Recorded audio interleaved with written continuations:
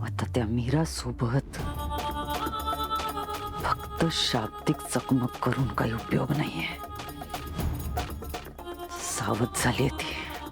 तिला बाळ होण्याचे सगळे मार्ग तिने बंद करून टाकलेत. स्वतःभोवती संरक्षणाचं एक कवच निर्माण केलंय. पण ते कवच मला भेदावं लागेल. आता फक्त एकच उपाय. तिचा बाप शिवनाथ,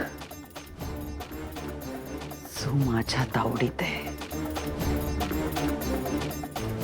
त्याला या खेळात उतरवण्याची वेळ झालीये. शिवनाथ,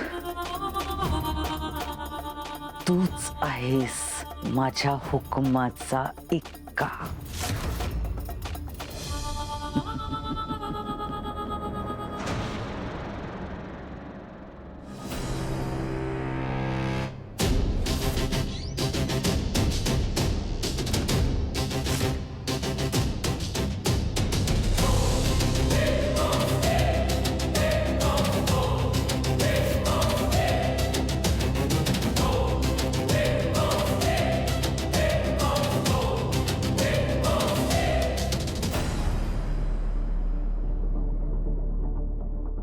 मीरा,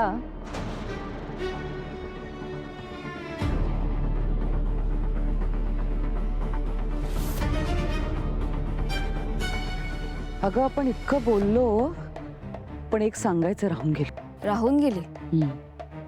पण मला आता काहीच ऐकण्यात इंटरेस्ट नाहीये. अरे देवा, हरकत नाही.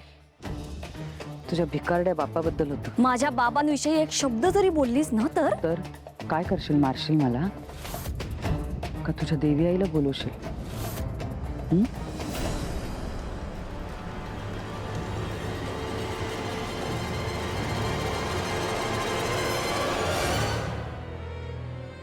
काय गाई,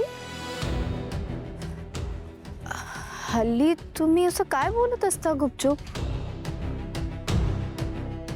काही सिक्रेट आहे का? नाही ग अनन्या, सिक्रेट. तुम्ही करत काय होता? आपले वकील काय करत होते ते सांगा मला.